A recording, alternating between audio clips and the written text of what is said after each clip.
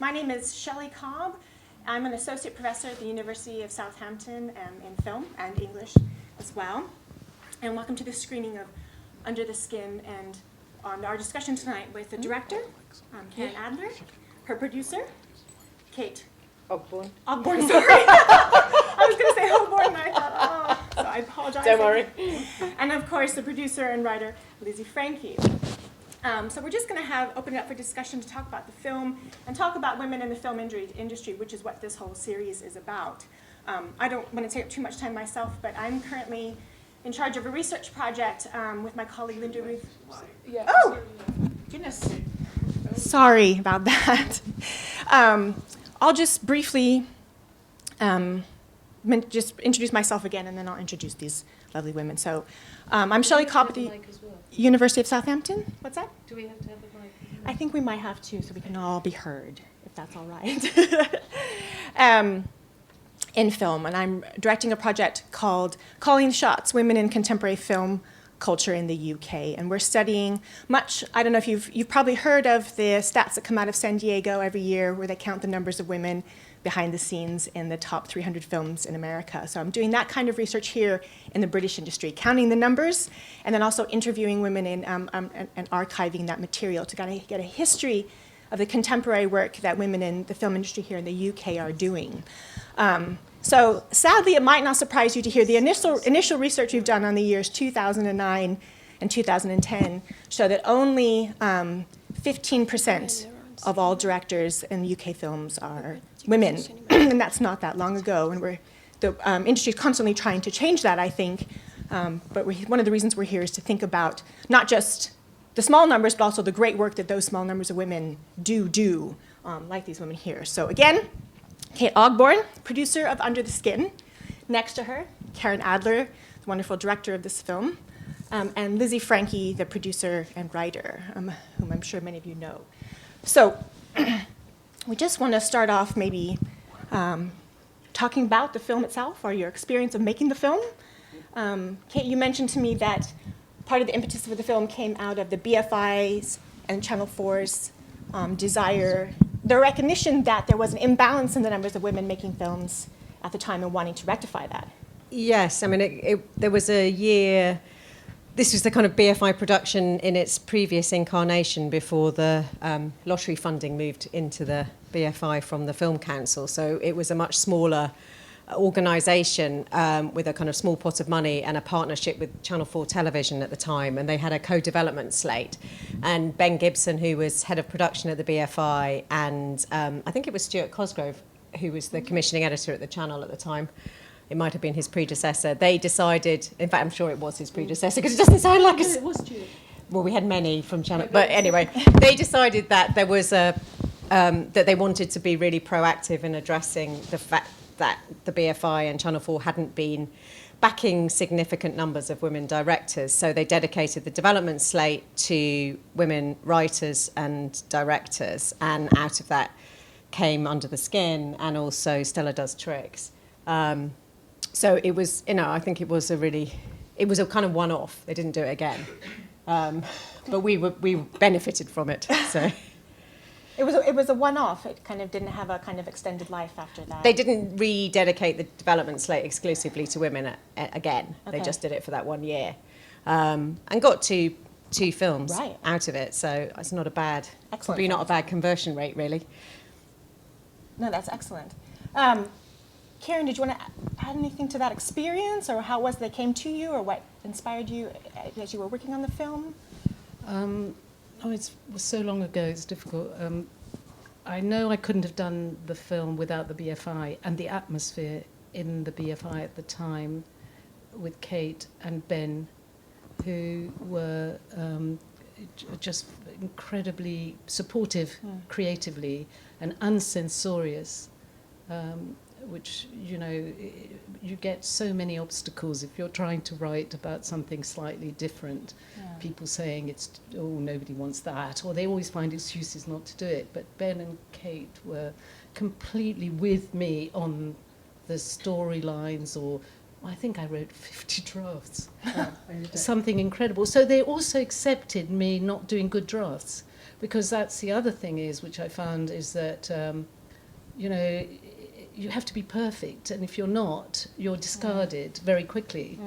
But at the BFI at that time, I was able to, you know, make mistakes and get to the end product.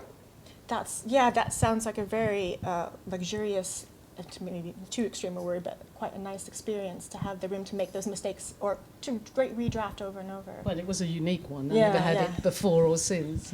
You kind of said that you felt like it was a bit of a, what was the word that you used? A bit of a, they didn't censor you. You felt like it's a topic. And do you have a sense that the story, the character Iris, there was kind of riskiness in that in any way, or that it was at least sort of maybe not so, any kind of, there was a kind of, did you think other places might censor you in that way? Or?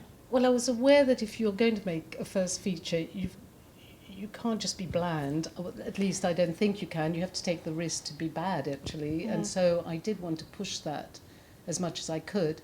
I also based it on a book. Not based it, but I was inspired by this amazing book, which is a very intellectual book, which I don't understand, but I understood a bit of it. But I didn't want to make an intellectual film. So although I took, I don't know if not the emotion, but I took some of, the title is the, I've forgotten. It's Mother Madonna. Yeah, Mother Whore. Madonna Whore. Stella Weldon, the idealization and denigration of women, and I think it's a fantastic title. Yeah. And that inspired you to tell this story about Iris and her experience of grief? Well, no, in the book, which I'm really simplifying, but that women turn their aggression onto themselves, their bodies, whereas men externalize their aggression so they kill outside or they beat women up. Women, you know, turn it onto themselves. That was the general, and the grief is part of that. Yeah. So that's. I mean, I think this again, sort of possibly misremembering, but certainly a lot of the conversations that we had during the kind of development, and particularly through the sort of financing and the casting, was that for us this was a film about grief, where her sexuality and the way in which she uses her sexuality was very much part of the manifestation of her kind of crisis in that moment of grief. For us it wasn't a film about sex, although it became that as we tried to cast it, didn't it? Because what Carine had done with the script, and for those of you who've seen the film, you may remember that the film, there are a lot of moments in the film in which Iris is having sex, but we don't see that explicitly. We hear it. She narrates it, and she provides her own kind of commentary, which is explicit, but it's narrated. It's not seen. And obviously, what we were presenting people with were words on a page, and so we had a lot of problems with the casting and with actors who didn't feel comfortable with that, and who didn't trust us, because both of us were, I think that's probably fair to say, or weren't sure that they could trust us, because it was my first film as a producer and it was Carine's first film as a director, that they were going to be in safe enough hands in terms of how we were going to treat the sexual content of the film. And I must admit, I think I was quite naive about it, because I kind of knew, we'd had all the discussions, so I absolutely knew that it was a voice that we were going to hear. But when you read it on the page, you could see that people might misunderstand that. But it was very interesting, because it kind of brought us up short against what other people's expectations of the material were. And that was particularly true of the cast themselves? Yeah, it was really, I think it was mostly, well, actually, some crew as well. Some financiers, some crew. You know, there was just a nervousness around how explicit this film was going to be. Wasn't that explicit? No, it was never intended to be. I mean, emotionally, very raw and powerful.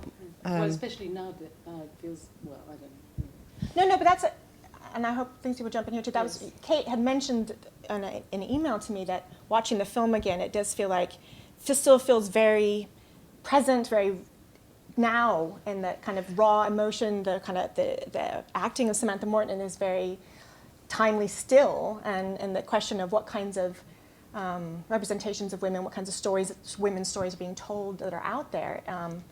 Well, what struck me watching it again over the weekend was that it felt, I mean, I guess it's always there, but her anger and the kind of rage of this constant propelling and sort of hitting things all all the time, which of course was always there, but somehow I'd kind of forgotten that kind of atmosphere that she builds, that Karen and Sam built through the characterisation, and this kind of rage and determination, this kind of forward motion all the time, which is really disturbing and exciting. Sam definitely brought that.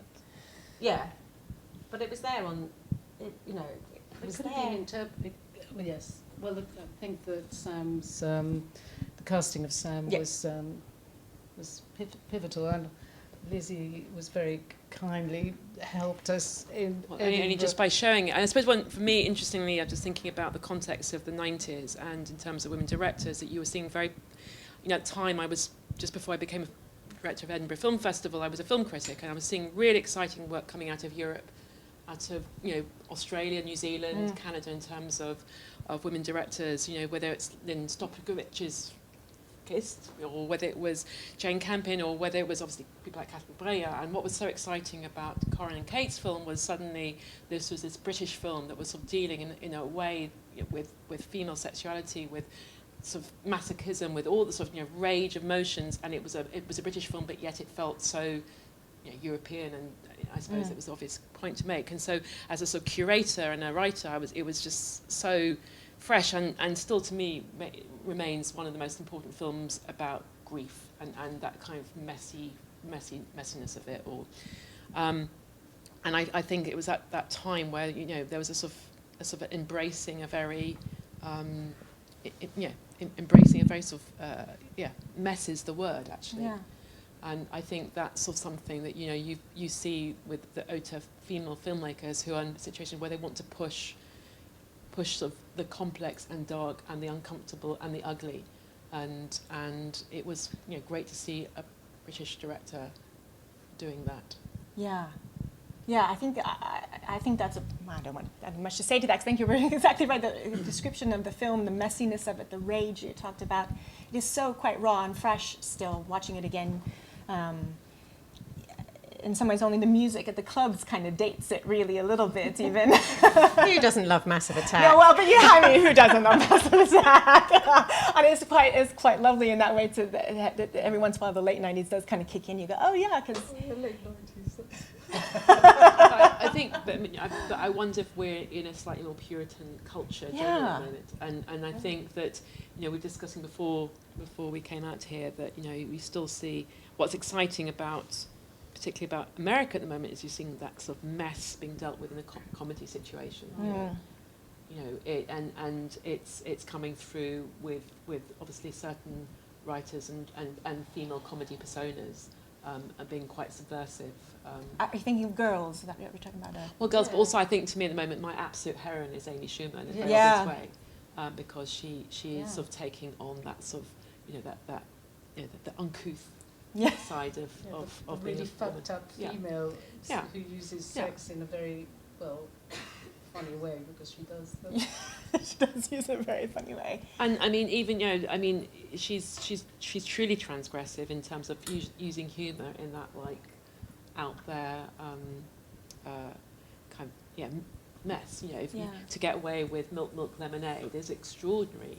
As that sort of sending up of certain kind of music promos. And I mean, I think that again is she's protected by, in terms of her comedy, is protected by cable television because there's a subscription service, and obviously as a writer now sort of being able to make her work.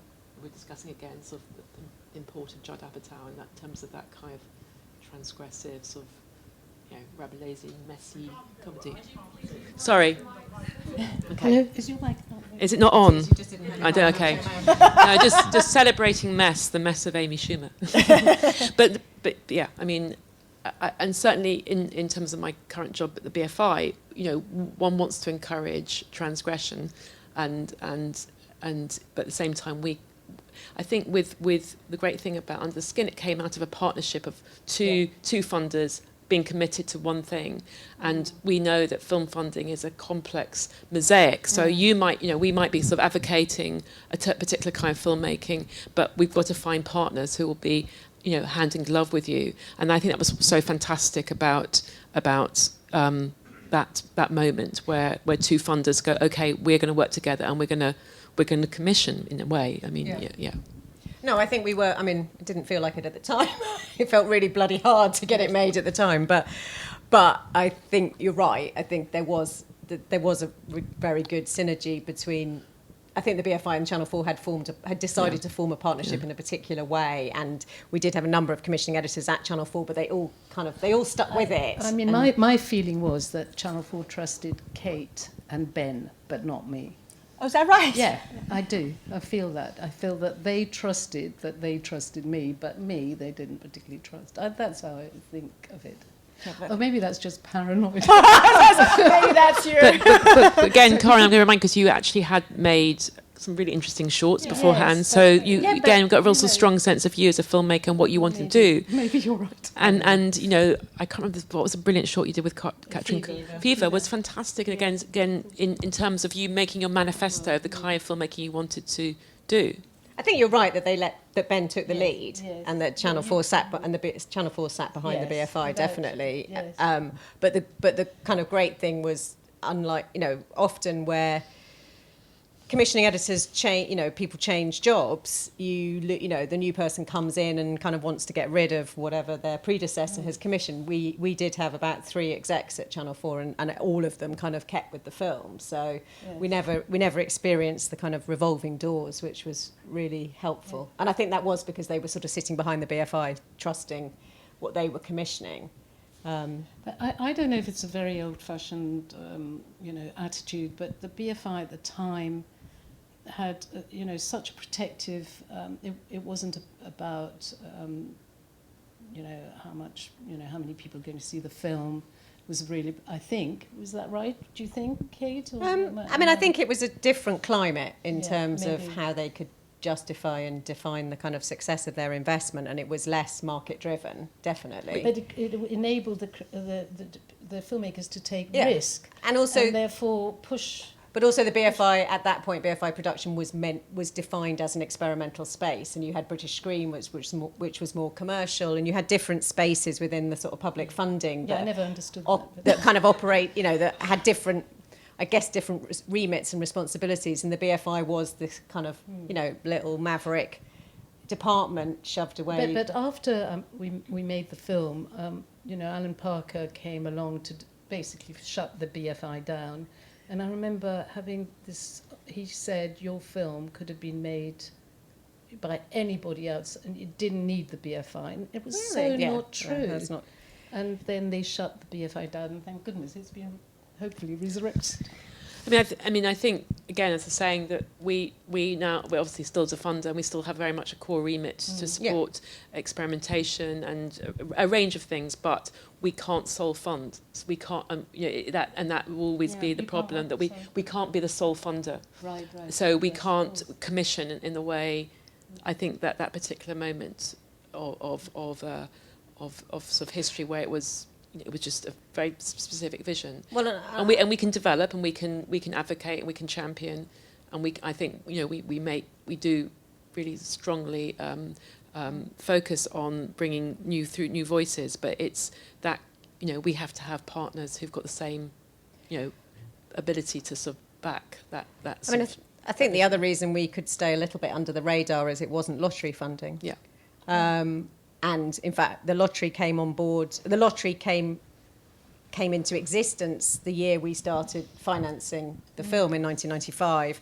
And I remember, and it was Stuart Cosgrove by this point. I remember we put in an application. We were quite optimistic. Ben was quite optimistic we'd get lottery funding, and it was being administered by the Arts Council at that point. And I remember Stuart Cosgrove saying, this film will never get lottery funding. The Daily Mail will be all over it. And you will never, it's too provocative, and they won't be able to risk giving it the money because they'll be attacked by, who's the Evening Standard guy who's Alex Walker. They'll be attacked by the Daily Mail. They just won't do it. Daily Mail were really nice about it. Yeah, they were. Were they? They gave a good review. Baz Badaboing. Yeah, he loved it. Wasn't it? He was the kind of talent writer writer. Yeah, The critic may not have been. It was Christopher Tukey. I know Christopher Tukey wasn't nice about it, really? but Baz, but Baz did really champion the film because he loved Samantha. You know, he really championed Sam and really was one of the voices in the kind of UK press that was very vocal about her as a kind of emerging star, thanks to the film. So he did really give us a huge amount of support. But Stuart was right, and we didn't get lottery funding, so we had to look elsewhere for the remainder of the financing. But so I think that was that did also mean that the BFI's funding came from a different pot and had different kind of pressure. It had different pressures on it, I think. Different Anyway, than it's probably boring for everybody. No, well, maybe it is, but I hope not, because I actually think it's quite fascinating to think about how British films are funded, and that the BFI does have to look to other partners, sometimes private industry partners, I presume, and that there has been a historical shift where marketing and money does have a different kind of, and not necessarily bad or good, just a different kind of influence on the making of films themselves, and that is something that does affect. But also, having said we didn't have the same market pressures. The film sold to over 25 countries. Yeah. Was seen all over the world, and has been released in all of those countries. So I kind of, for me, we weren't making it necessarily with those pressures, but it absolutely reached a very wide audience, which was hugely gratifying. Well, and it's what I presume every filmmaker wants, yeah? You want that work out there, you want people to see it, and it's, whether the marketing pressure there is not, you have something to say, you want it shared, yeah? Yes, absolutely. I didn't expect, it had been so difficult to not to do that I didn't expect, we'd been told so often, we were like Cinderella, weren't we, a bit? There were so many other films that, seemed to be preferred, but actually it was a surprise when this one did better than I think either of us thought. Yeah. Well, it was thanks to Edinburgh. I Yes, was going to say it hit, but it's back to Definitely, that thank sort of you. moment. Also, it's kind of interesting because it was 97, and there were lots of things going on in 97, and there was a focus on Britain, and the film played Edinburgh, but then went on to Venice, and then went to Sundance, and sort of you did the bounce of crucial festivals. But I think there was a lot of international focus on what was coming out of the UK because it was the things only getting get better moment. And I just we do have to. The performance by Sam was and everyone was very interested in British talent, which was again a sort of exciting focus. Timing, yes, is everything. Yeah. Does anyone want to ask? But we can go to questions if you want to. I just Nick, you grab that Sorry, microphone. Sorry, you were a up and coming new talent, and Samantha Morton was a mercurial teenage talent. Just what do you remember about directing her? Because Thank you for that. Yeah. Thank you.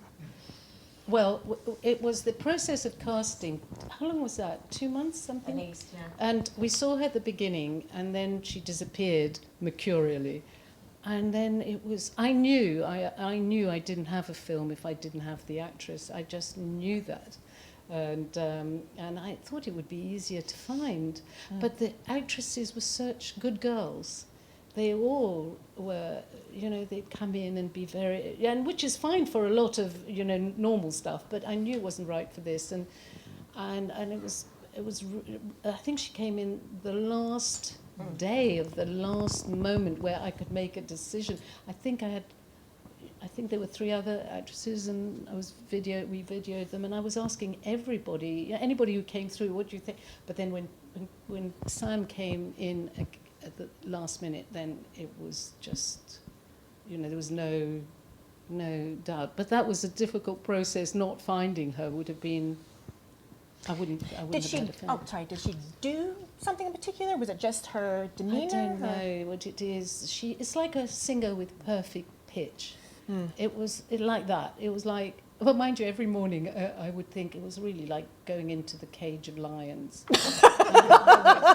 I would look at her eyes and wonder, But I never had to direct her, never. And it was really interesting. I never talked about because the book was an inspiration, and I never discussed grief or sex, or never.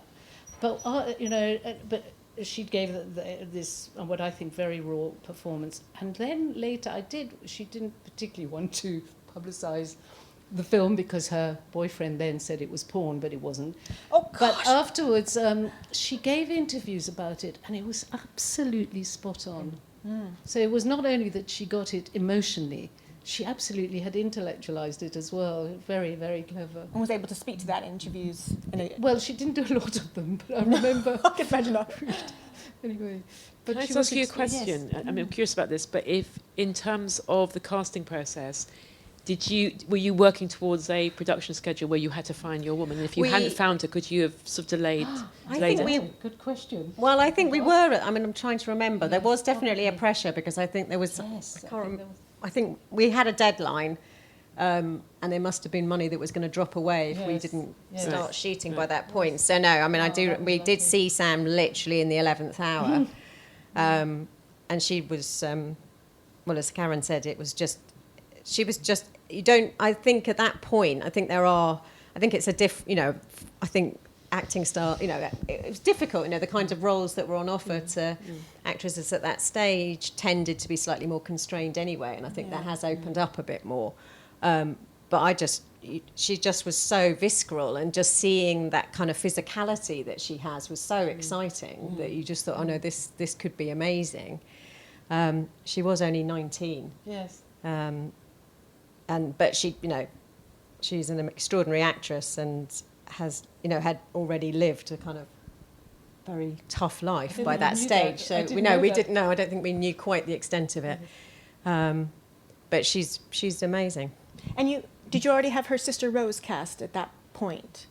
Do you remember? I think yes, I probably did, and that was much easier. She was great. I thought the dynamics between the two. Yeah, I was just going to say was lovely. And there is, and Claire Rushbrook is also amazing. There was one scene which I didn't write at all, which was just improvised between Claire and her husband, and they were brilliant. Is that when they just he's like lying on her lap and they have a little... Yes. Really? That was unscripted? Yes. That's a brilliant scene. Yes, absolutely. Yeah. I wish I could do the whole thing like that. And just let it go. Not have to write. And I think you had Rita Tushingham at that point as well. I think we had those. Yes. We had kind of mum and sister, but we hadn't got... Yeah, because Taste of Honey is the film I just had that kind of quality that I was looking for. Yeah, right. Any other questions from the audience?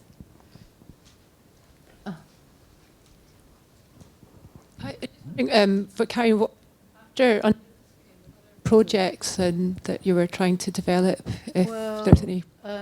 I decided to get married, so that kind of took over. I know it's ridiculous, like the 1950s, but it was my decision. So yes, I could not have made Under the Skin if I had.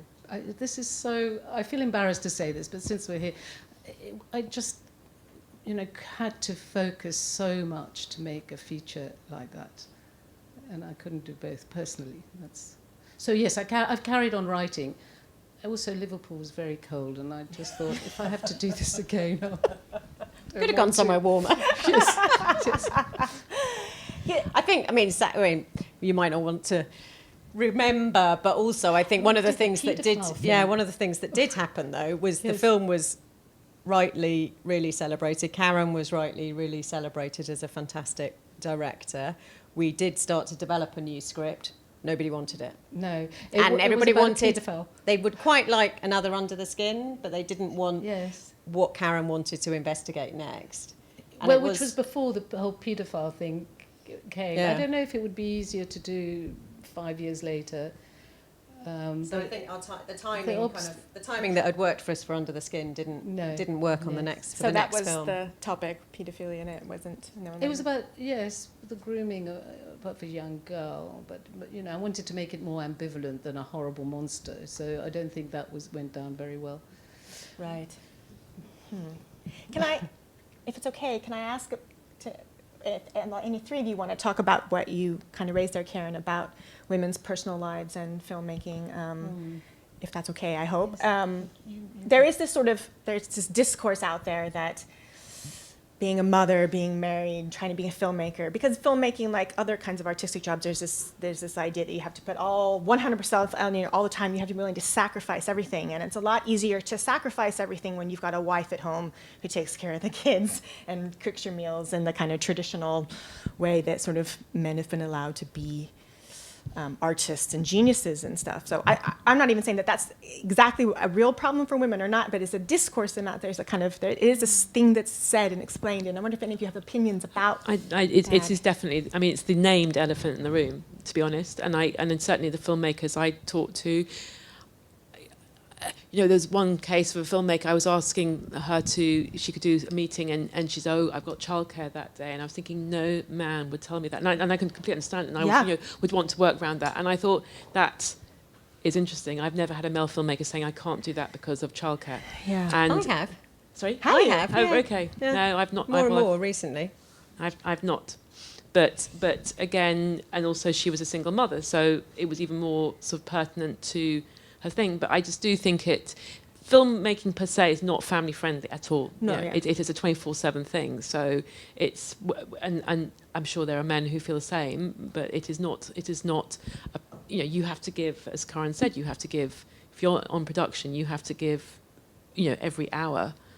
And I have huge. I mean, I'm someone who doesn't have kids, and I am hugely admire my friends who have made films and have kids, because I work 24/7. I think, and then you have a child as well. I don't know how. I really that cliche. I don't know how they do it. It's because it is all encompassing, and in every, I was on the film festival, circuit. That is not family friendly at all either. You're on this kind of gypsy world of sort of transient world of people. It's kind of, film is not a and the marketing cycle, the promotion cycle must be people can be away for a year on it.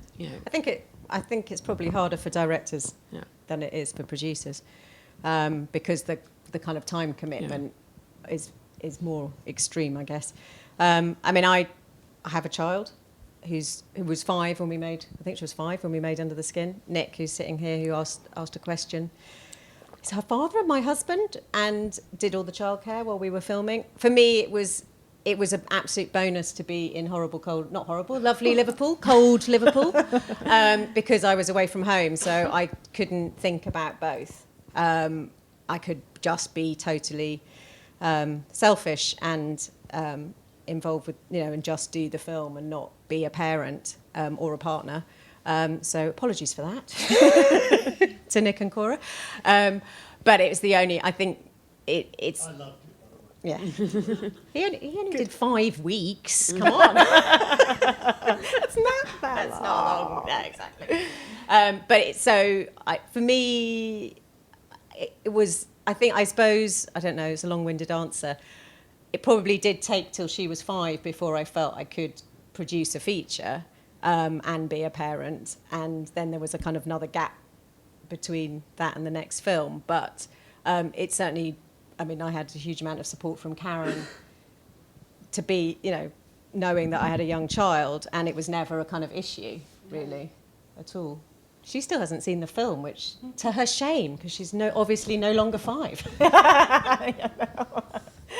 That's interesting that you said, though, that you have had that, have some men say that to you now, and it does seem like it would take a massive cultural sea change, everything from the law in terms of paternity leave to men changing their mode of asking for that kind of parental rights as well. I think people are more, I mean, I'm not saying that, I think it's still a very imperfect world, but I think that people are more comfortable talking about all of the different responsibilities that they have in their life, whether that's, particularly around parenting.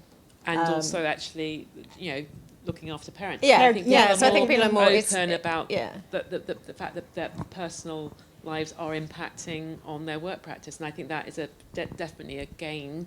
More work can be done on it, but you're conscious that people, compassionate leave can be given on a range of things. Yeah. Or, but it's still, to me, though, that sort of it is, Yeah. as I say, it's the named elephant. The elephant has now been named. Yeah. And we just now have to get rid of the elephant. Yeah. There has clearly been a momentum of the last few years where we can talk about these Yeah. things, where we can talk about the low numbers of women in Yeah. film than we Yeah. would at the time. That filmmakers who 10 years ago would have shunned away those questions will now speak up about. Now, Catherine Bigelow famously would never wanted to talk about being a woman filmmaker, and she will actually say things once in a while now, which is great. And that's not in any way to accuse her of doing anything wrong, by no means. I think there was periods when it's quite difficult for women to claim those things, and there is a kind of at least some space more, I think, now than there has been in the past. Does that seem true to you? Are you who actually work in the industry, or? No, I think so. And it's interesting. I was talking to an international filmmaker who, has become a role model. I can't name that person because she said originally she hated being a role model for women filmmakers, Yeah. and now she understands the significance of herself being a role model because she realizes that at the time when she was, starting out, she wanted just to be a filmmaker. She didn't want to be a woman filmmaker, but she now realizes that her career has been inspirational and will accept that and embrace that. And I think that's very interesting. Yeah, that is really interesting. In the way that Catherine Bigelow will now talk about Yeah. it, just about, Yeah. It's very interesting. Hopeful, maybe too. Yeah, no, if we can. Anyone else in the audience might have some questions or some comments for Tell this? us about the Liverpool hotels.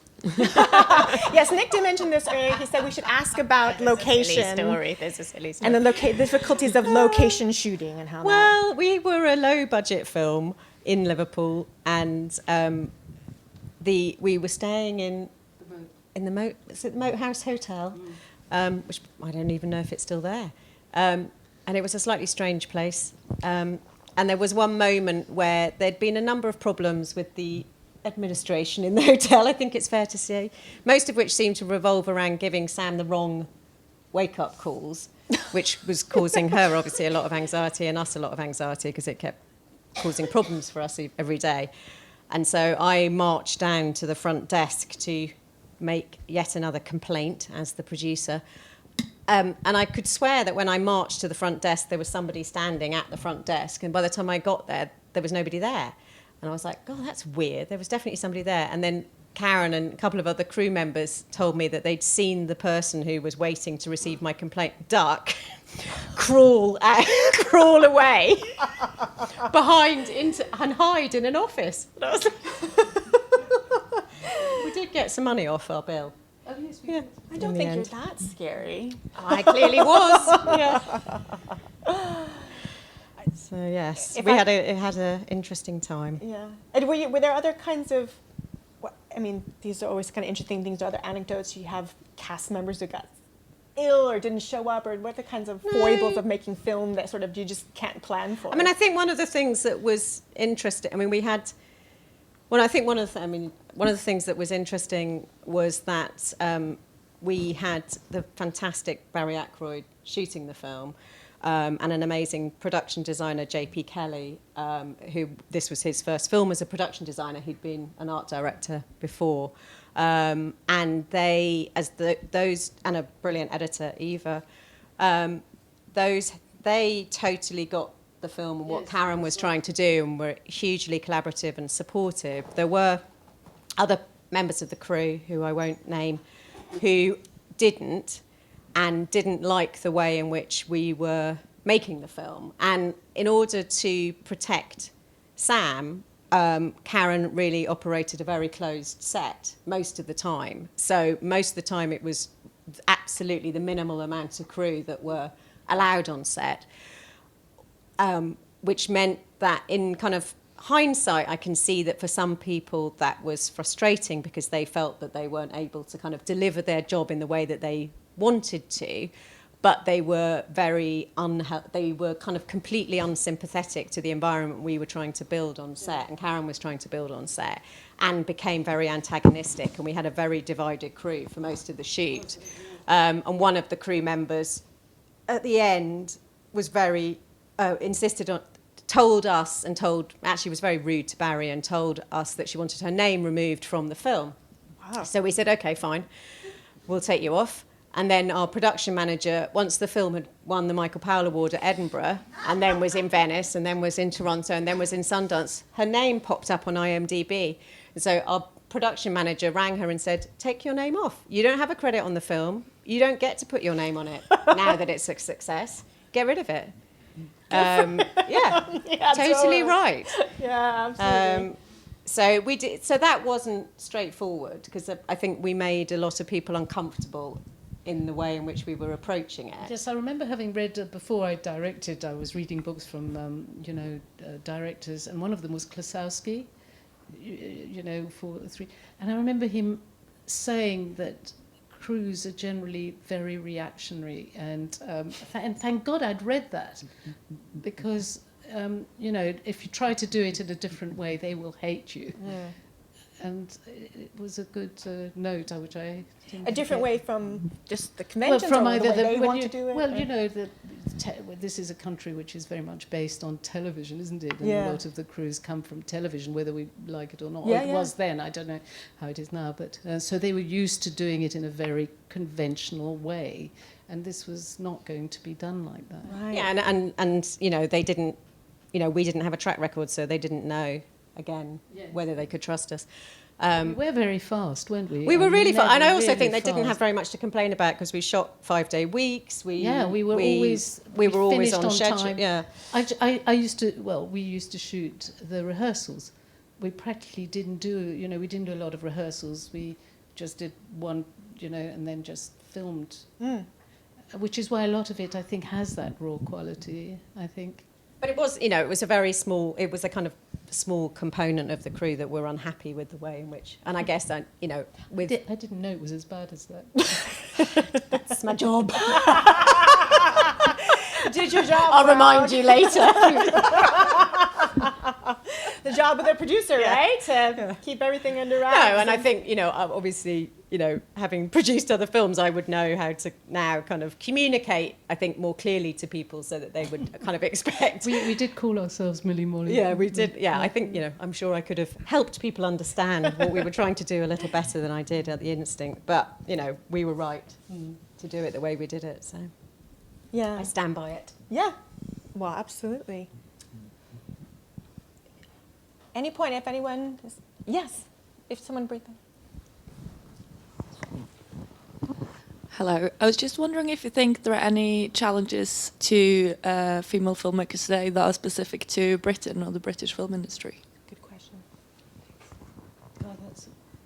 I do think so, but for instance, there seem to be more in France. I don't know very much anymore, to be honest. I think you would know a lot more than I do. But just I think it's, to me, that it's I see as a cumulative thing. I mean, there are more women now who realise they can become directors because there are more women directing in the UK.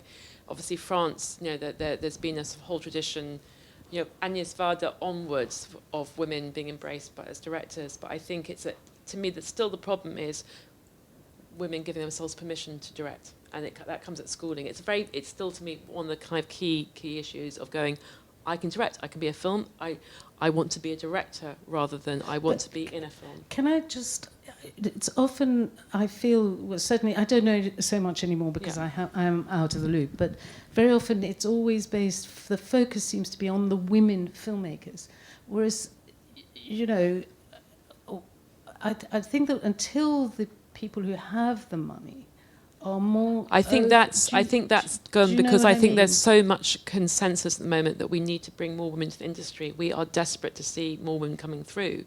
So but it's still at it's the grassroots level. It's who's coming through at film school level. But I think it's all incrementally improving. I can remember being in the mid-90s when the National Film School managed to recruit their year and not have one woman. Yeah. And it was, at the time I was a journalist, and the information was fed through to me off the record because I could write a piece at The Guardian. And none of the people, I mean, obviously there were some women agitators at National Film School, but the director of the film school at the time didn't realise or didn't see that this was a bit of an issue. Yeah. And I think that would never happen now. Yeah. That could never happen now. And there was a big fuss was created, and they realised actually they had really misjudged the situation. This was about 95. And now I think that there's a very active desire to bring more women to the industry.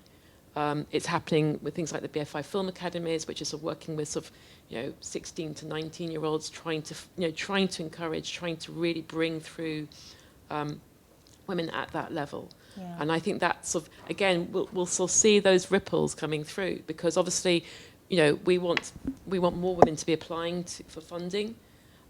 It always depresses me just in terms of, for instance, the network, which is our sort of initiative for emerging talent, and there was a shorts round, and it was still, in terms of the amount of women who applied, was still incrementally much lower than the men who applied for funding. So obviously, in terms of what shorts get, it becomes a sort of self-fulfilling thing. But I think it still is at that kind of grassroots level. It is getting better, and I think that. Again, there's waves. There was, in terms of women-directed films, you can see more coming through. I think the crucial thing for me is that there are not enough women hard hands. Like, there are not enough women who are kind of like just the director you hire. Like, we have Susanna White. Who's someone who can be a hard director for hire.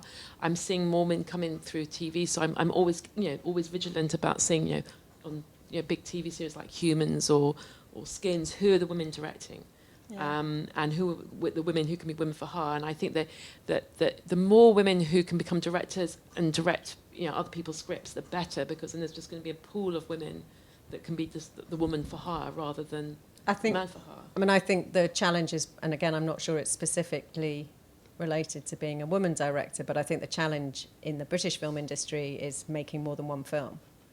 And I think I think what you're saying, Lizzie, is really important in terms of if you're not on the list, if you're not on the list of people that, production companies will go to hire for the big TV series, then it's very, very hard. It's another contributing factor to how hard it is to sustain a career.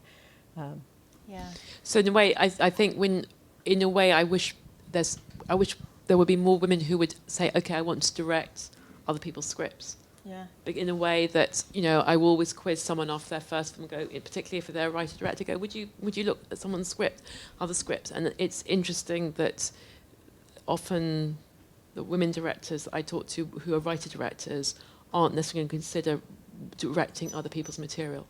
And that's, for their valid reasons, but I think we need more of a culture of women as hard hands rather than, and obviously writer director is fantastic because it brings through fantastic visions like Under the Skin, because that's a uniquely poetic sensibility that is only unique to you. But there are directors, I think, you could be, directing. It's a culture that we have here where it's auteurs, and therefore by dint of that, it takes longer for the second film to come through because they're writing it as well.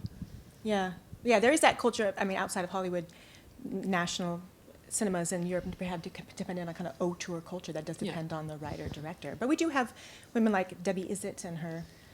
But she's a writer director. Yeah, no, that's true. But those films do make good money. No, but I'm saying auteur, but she wants to control her work. She wants to work in her particular way. And so that, Susanna White, Philippa Lothorpe's just made her first feature with another person's script. You just want more. I'm kind of interested in, there's a director at the moment working TV called Alice Troughton, and she's been doing some really interesting work in terms of those generic TV series. But she did the seminal episode in Cucumber, and she's been doing some really. She was doing Humans, and I've just seen she's going to be doing the next big TV series that Ashley Farrow has written. Life on Mars, is it? He's like one of the big heavy hitting. I thought, great. She's now primed to also, if she wanted to then take on a big working title, with all that TV under her belt. Yeah, definitely. Yeah, I think, I don't work in the industry, but stuff I've studied, interviews I've read, and interviews I've done with some women, the whole culture needs to change, both women's own perceptions of themselves and what they can and can't do, but it's all, implicit ones outside it's that. all, again, I'm very vigilant about these things. I think, okay, we're not going to me, there's two things when we know that the situation's improved. When there's a generic article about filmmaking, when it's a woman with a camera rather than a man with a camera. Yeah. Just, and the other one, I want a woman to have the right to make a really bad film Absolutely. and then make a second film fail, or yeah. third film, rather than, how many men make generically bad films and then they go on to make. So I'm thinking just the right to make a crappy movie. Yeah, that's right. Yeah. That's right. To then- make that, if the second movie fails and still then be given Yeah. the helmship of Yeah. whatever last latest Yeah. thing Marvel's doing. It happens Yeah. to men all the time. Yeah. They make a Yeah. really great first film, second film, American History X, totally fails, and then he's in charge of the X-Men. Yeah. Like that doesn't happen No. to him. So the ability to fail, Yeah. And just the general culture as well. I was talking to a woman filmmaker or a director who, at one point she said, it took me a while, but I realized I was being sort of, not intentionally, but just sort of gently pushed into being a producer because they just thought I would be better at that because I was nurturing and I was a woman, and they didn't mean it to be, it wasn't overt on their part. And she said, I kind of didn't realize what was happening. And then she stood back and said, wait a minute, no, actually I want to be a director. I don't want to be a producer. Not that there's anything wrong with it, of course, but she just had that sense, but she had to kind of fight through the just sort of everyone's assumptions, which weren't overt, but are just underneath there. And all these things take a long time to change at every level. But back to your question about the UK, and again, it's sort of, I think Kate and I have come through the same generation. I think we'd be fair to say that it's much better situation than the 80s. When I used to joke that when I first got into film, I came through the curatorial journalistic route, and I go, okay, there's no way I could be a filmmaker unless I'm a man called Simon or Stephen or David with a black leather jacket from NW3. And it was like that was the sort of, you felt that was the only way you could be a filmmaker. It was a certain type of filmmaker. Lots of people who with a lot of power in the film industry in the 80s called Simon, it felt. And so I think things have hugely changed since then. And we have to be vigilant because obviously there's huge issues on the head of us, like education and accessibility. And I think, again, for us, diversity is important in terms of economic diversity and in terms of gender and ethnicity are all things that the BFI, we're really vigilant on, and how to make sure those pathways to exceptional storytelling are open to those people who've got exceptional stories to tell. But it is hard because we have to do it in partnership with a range of people who may not have the same agendas as we do. Right. Well, on that note, which is realistic but also very hopeful, Lizzie, thank you. We have to end because Karen's wonderful film Under Skin is going to be screened after this, and I hope all of you will stay for that. But it is that time, so if you will, thank all these wonderful speakers here for our discussion tonight.